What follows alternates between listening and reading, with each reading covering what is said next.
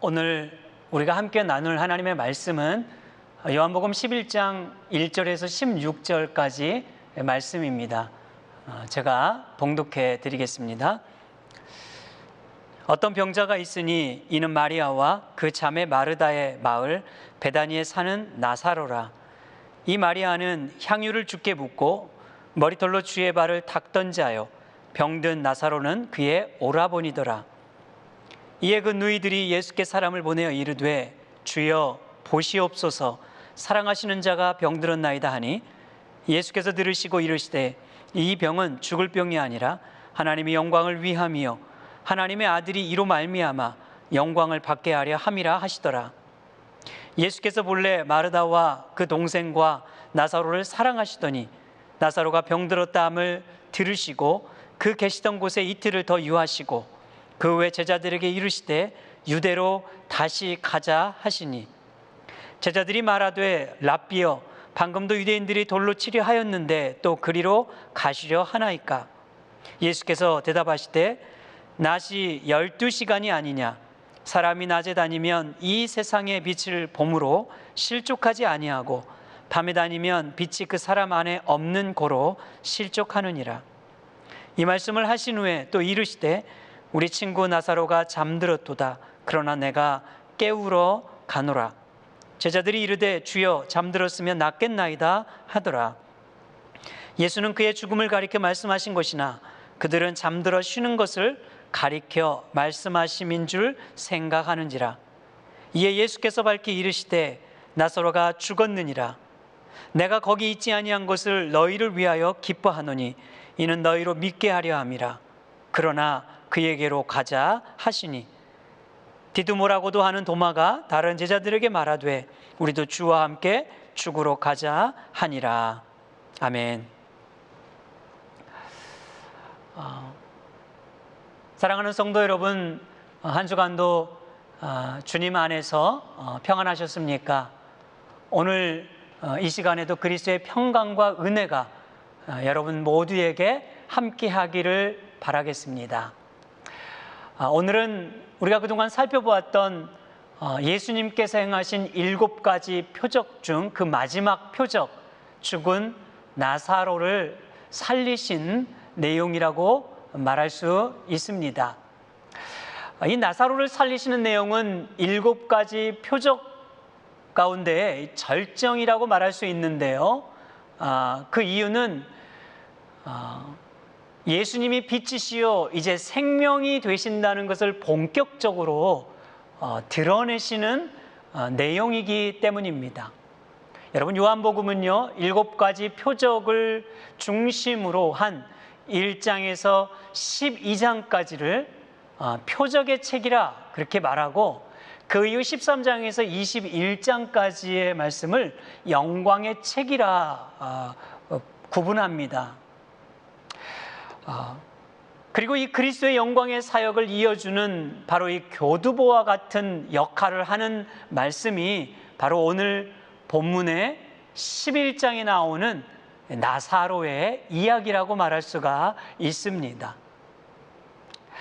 우리는 오늘 본문을 통하여 예수님께서 이루신 그 영광스러운 사역이 무엇인지를 여러분들과 함께 나누고자 합니다. 여러분 1절과 2절 말씀 우리 한번 읽어봅니다. 어떤 병자가 있으니 이는 마리아와 그 자매 마르다의 마을 베다니에 사는 나사로라. 이 마리아는 향유를 주께 붓고 머리털로 주의 발을 닦던 자요 병든 나사로는 그의 오라버니더라. 아멘. 어떤 병자가 있으니 하면서 그 병자가 바로 마리아와 마르다의 오빠 나사로라고 밝히고 있죠. 그러면서 마리아를 소개합니다. 이 마리아의 행적을 소개하는 이유는 당시 초대교회 그 모든 성도들이 바로 마리아가 행했던 그 아름다운 신앙의 행동, 향유를 주의 발에 붓고 머리털로 닦았던 그 이야기를 이미 익히 잘 알고 있었기 때문일 것입니다. 바로 그 병든 나사로가 이 마리아의 오빠라는 사실을 밝히고 있는 것이지요. 그러면서 성경은 3절에서 뭐라고 말하는가 하니까 사랑하시는 자가 병들었다 이렇게 말하죠. 그럼 누가 사랑했다는 말일까요? 예수님께서 사랑하시는 자입니다. 그러니까 예수님께서 사랑하는 나사로가 병이 들었다고 말해주고 있습니다. 이렇게 사랑하시는 나사로가 병들었다는 이 소식을 들은 예수님의 태도를, 반응을 이제 4절에서 볼 수가 있는데요. 자, 우리 4절 말씀 읽어볼까요? 예수께서 들으시고 이르시되 이 병은 죽을 병이 아니라 하나님의 영광을 위함이요 하나님의 아들이 이로 말미암아 영광을 받게 하려 함이라 하시더라. 아멘. 주님은 이 나사로의 이야기를 듣고요, 이 병은 죽을 병이 아니라 하나님의 영광을 위함이고 또 예수님의 영광을 드러내기 위한 것이라고 그렇게 말하고 있습니다. 죽을 병이 아니라는 말은 생명이 지장이 없을 정도의 병이라는 말이 결코 아닙니다. 왜냐하면 이틀 후에 예수님이 나사로에게 갔을 때 이미 죽었기 때문이에요. 지금 나사로는 아주 심각한 중병에 걸려 있습니다. 생사를 앞다투는 매우 심각한 상황에 놓여져 있는 것이지요. 이 말씀을 보면 하나님의 영광을 위한다는 예수님의 이 말씀이 마치 그 병든 나사로를 살려내고 그리고 존경과 칭송을 얻게 될 것이라는 것을 말하는 것처럼 보이는 것이에요. 그러나 결코 그런 의미가 아닙니다. 왜냐하면요, 이 나사로의 사건은 오히려 예수님을 더 미워하고 배척하게 되는 빌미가 되기 때문입니다. 여러분, 나사로를 살리신 이후의 결과가 무엇입니까? 사람들이 예수를 환호하고 그를 따르더라 이렇게 끝나나요? 아니지요. 정반대입니다. 무리들이 예수를 죽이기 위하여 모의하더라 이렇게 이어지고 있는 것이에요.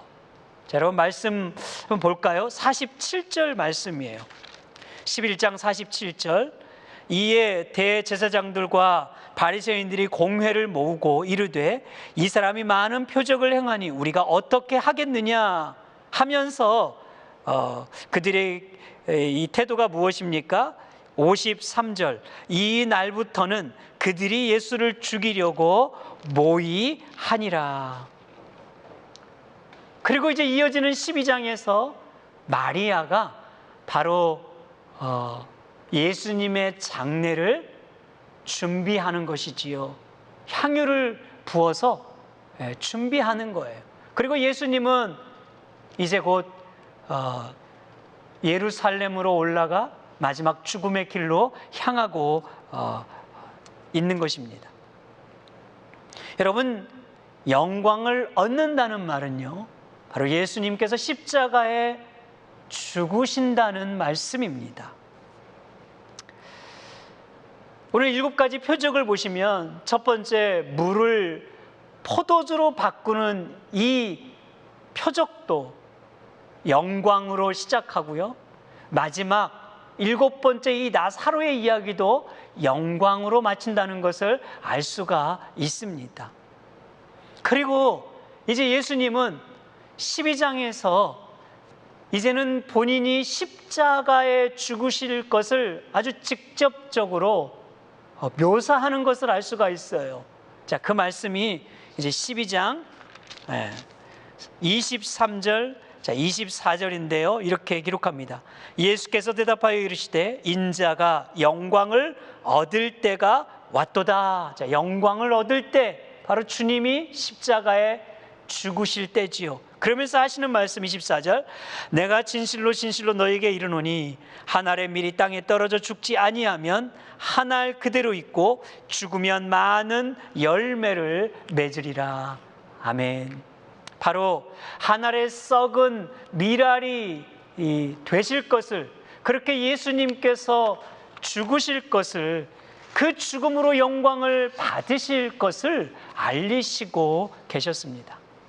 여러분, 우리는 여기에서 하나님의 영광을 위해 산다는 것이 무엇인지를 생각해 볼 수 있습니다.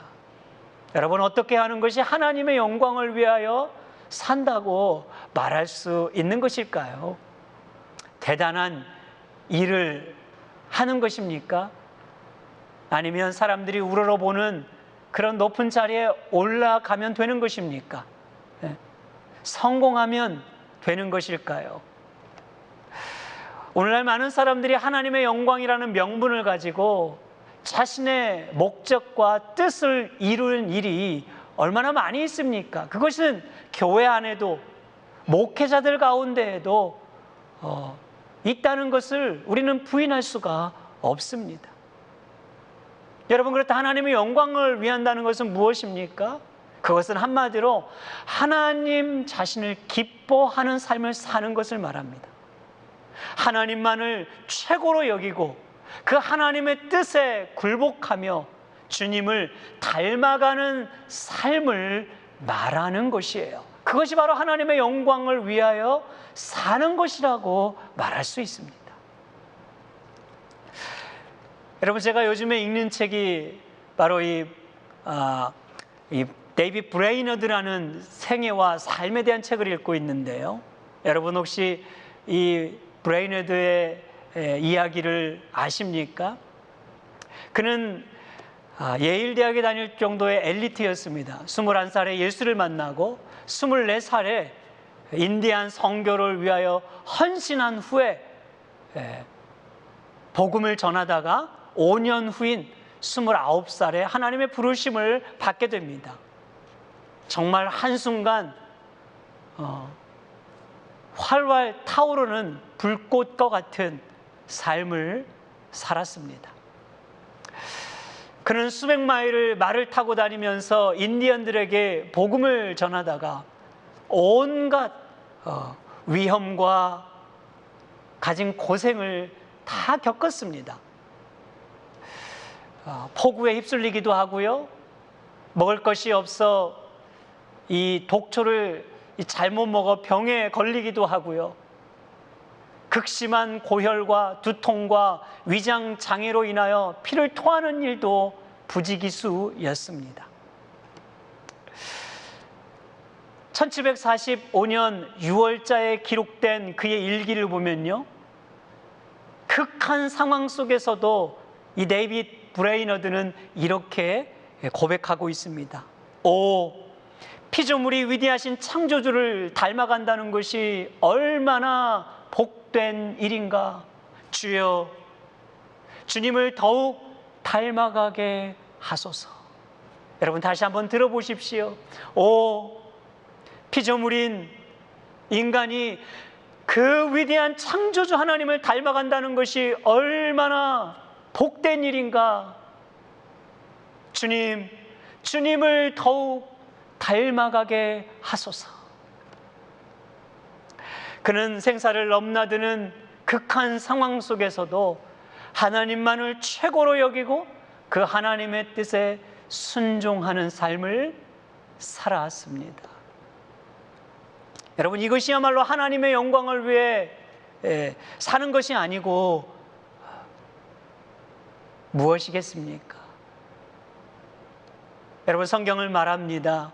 너희가 먹든지 마시든지 다 주의 영광을 위하여 하라. 대단한 일, 큰 일, 사람들이 알아주는 일, 그런 일이 아니라 아주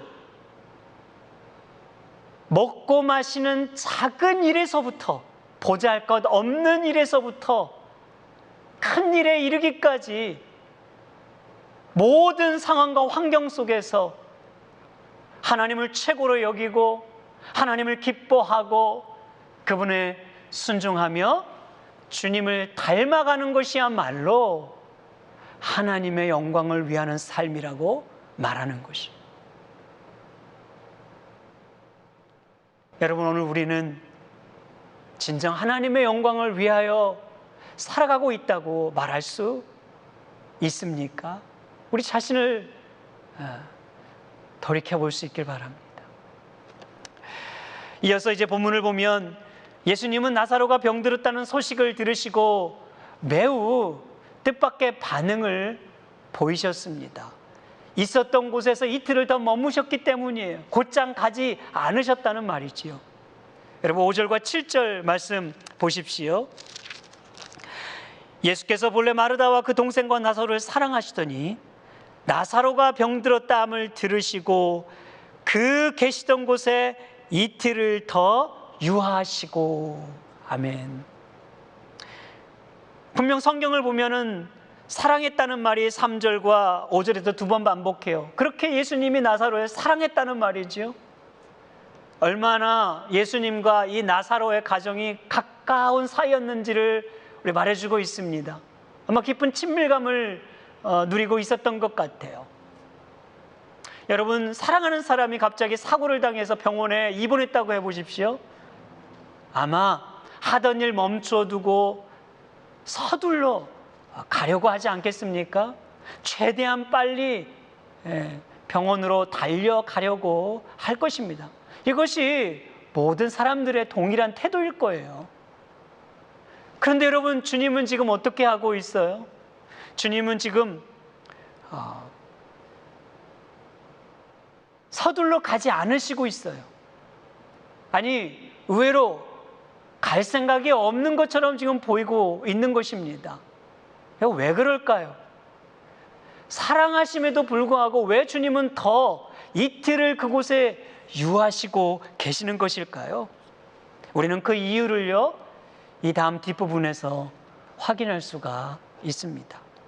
이틀이 지난 후 예수님은 이제 나사로가 있는 유대 지역으로 발걸음을 옮기셨습니다. 그러면서 우리 친구 나사로가 잠들었으니 내가 깨우러 가노라 이렇게 말해요. 그러니까 제자들은 이 주님의 말씀을 오해하여 나사로가 잠이 들어있는 것으로 생각을 했습니다. 그러자 예수님은 다시 한번 나사로가 잠든 것이 아니라 죽은 것이라고 14절에서 확인해 주셨어요. 그런 이유에 예수님께서 하신 말씀을 주목해야 합니다. 여러분 15절 말씀이에요.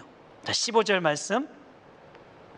내가 거기 있지 아니한 것을 너희를 위하여 기뻐하노니 이는 너희로 믿게 하려 함이라.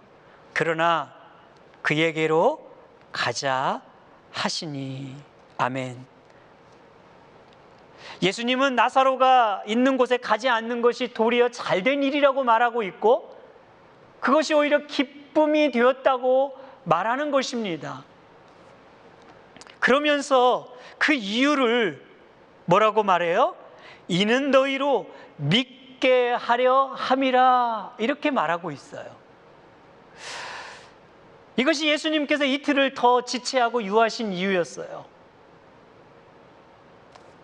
제자로 하여금 믿게 하시기 위함이었습니다. 그럼 여러분 무엇을 믿게 하려고 한 것일까요? 예수님이 부활이요 생명이라는 사실을 믿게 하기 위함이었어요. 여러분 당시 제자들이 예수를 믿지 않는 건 아니었습니다. 그들은 예수를 믿고 지금껏 따라왔어요. 그런데 여전히 예수님이 누구이신가에 대한 그 분명한 확신과 믿음이 결여되어 있었던 것이에요. 그래서 예수님은 오늘 이 제자들에게 자신이 구약에 약속한 메시아일 뿐 아니라 바로 죽음을 지배하는 생명의 주권자 되심을 보여주시고자 하셨던 것이에요. 그래서 여러분 생리학적으로 완전히 죽은 이후에 가셨던 것입니다. 39절에 보면요, 예수님이 그 무덤에 도착했을 때 이미 죽은 지 3일이 되어 냄새가 진동했다고 말하지요. 완전히 생명이 사라진 상태라는 말이에요. 의학적으로도 더 이상 가망도 기대가 없는 상태, 초월적인 방법이 아니고서는 불가능한 그 상태, 그때에 예수님께서 오셨습니다. 그리고 무덤에 누워있는 그 나사로를 향하여 나사로야 나오라 부르시며 그 나사로를 살려내셨습니다. 예수님만이 부활과 생명이심을 믿게 하시기 위해서. 그래서 여러분, 오늘 예수님은 25절과 26절에서 이렇게 말씀하셨어요. 예수께서 이르시되 나는 부활이요 생명이니 나를 믿는 자는 죽어도 살겠고 무릇 살아서 나를 믿는 자는 영원히 죽지 아니하리니 이것을 네가 믿느냐? 예수님께서 부활이요 생명이라는 그 사실을 네가 믿느냐? 주님은 그렇게 물으셨던 것입니다. 여러분들은 진정 예수 그리스도를 믿으십니까? 그렇다면 무엇을 믿으십니까? 예수님을 소원 성취를 이루어 주시게 해주시는 분 정도로 믿거나, 성공하게 해주시는 분 정도로 믿거나, 아니면 식욕, 재물욕, 명예욕을 가져다 주는 분 정도로 믿는다면 예수를 믿는 것이 아니라 예수 부적을 믿는 것이, 그것은 참된 믿음이 아니라 미신을 믿는 것과 같은 것입니다. 우리 죄를 위하여 십자가에 죽으신 예수를 믿어야 합니다. 나사로야 나오라 할 때 죽음도 굴복시키시는 그 생명의 예수를 믿어야 하는 것입니다. 사망과 죽음을 삼키시고 부활과 산 소망이 되시는 예수 그리스도를 믿어야 하는 것입니다. 여러분, 이것이 초대교회 성도들이 박해와 환난을 이겨낼 수 있었던 힘이었어요. 목이 칼에 들어왔을 때, 인생의 가장 극심한 상황에 처했을 때, 낭떠러지로 밀려가는 상황 속에서도 그들이 굴하지 않고 이겨낼 수 있었던 건 바로 이 신앙 고백을 붙들고 있었기 때문입니다. 우리가 예수를 믿는다면 어떤 두려움도 이길 수 있습니다. 어떤 상황도 견뎌낼 수 있습니다. 왜입니까? 죽음도 생명도 현재일이나 장래일 그 어떤 것도 하나님의 자녀를 그리스도 안에 있는 하나님의 사랑으로부터 갈라놓을 수 없기 때문임을 믿으시기 바랍니다. 여러분, 캐나다의 전나무는 높이가 20m인데요 그 뿌리는 불과 5m밖에 되지 않는다고 해요. 왜냐하면 토양이 너무 좋아가지고 깊게 뿌리 내릴 이유가 없기 때문입니다. 그러다 보니까 거센 바람이 불고 풍랑이 몰아치면 뿌리채 뽑혀 나가는 일이 다반사라고 해요. 그런 반면 저 사이판에서 자라는 나무는요 높이는 2m밖에 안 돼요. 작죠, 보기에는. 그런데 그 뿌리는 20m 깊이 내리고 있다고 합니다. 왜냐하면 그 바다의 거센 비바람과 태풍과 풍랑을 견디기 위하여 뿌리를 그렇게 깊이 내렸기 때문이에요. 그래서 어떤 풍랑이 오더라도요, 어떤 거센 비바람이 몰아치더라도요 견딜 수 있고 이길 수 있다고 합니다. 여러분, 우리의 믿음은 어떻습니까? 2m 정도밖에 내리지 않는 그 믿음의 뿌리에 만족하고 있지는 않습니까? 아니면 20m 깊이 믿음의 뿌리를 내려가고 있으십니까? 지금은 참 우리의 믿음을 요구하는 시대인 것 같아요. 하나님께서 저와 여러분의 믿음을 시험하고 있는 때가 아닌가 그렇게 생각이 됩니다. 2m의 믿음의 뿌리인지 아니면 20m 깊이 뿌리 박힌 믿음인지를 확인해 보는 그런 시기가 지금이 아닌가 싶어요. 여러분, 예수님께서는 말세가 되면 징조가 일어난다고 하셨어요. 민족이 민족을, 나라가 나라를 대적하고 각 지역마다 곳곳에 기근이 일어나고 그리고 온갖 재난이 발생한다고 말했습니다. 심지어는 박해와 핍박을 받고 죽음의 위협을 받는 일까지도 발생할 수 있다고 그렇게 말했어요. 그런데 여러분, 이것은 끝이 아니라 재난의 시작일 뿐이라고 말했습니다. 그러면서 하는 말이, 주님은 오직 끝까지 견디는 자만이 구원을 받을 수 있다고 말합니다. 말세에 어떠한 상황이 올지라도 끝까지 견디는 자만이 구원을 받을 수 있대요. 그럼 우리는 어떻게 여러분 건질 수가 있겠습니까? 우리는 어떻게 이 위기와 이 고난과 어려움들을 이겨나갈 수 있을까요? 믿음입니다. 부활이요 생명이신 예수 그리스도, 바로 그분께 더 깊이 뿌리 내리는 믿음을 가질 수 있을 때 견딜 수 있고 여러분 이겨낼 수가 있는 것이에요. 그래서 사도 요한은 요한일서 5장 4절에서 이렇게 말합니다. 세상을 이길 힘, 세상을 이길 승리는 이것이니 우리의 믿음이니라. 여러분, 믿음만이 이길 수 있다고, 그 믿음을 더 견고히 할 것을 우리에게 호소하고 있었던 것이죠. 오늘 주님께서 저와 여러분들에게 동일하게 묻고 있습니다. 너는 무엇을 믿고 있느냐? 이 한 주간 이 질문 앞에 우리 각자를 돌아보며 주님 앞에 대답해 볼 수 있기를 주의 이름으로 축복합니다.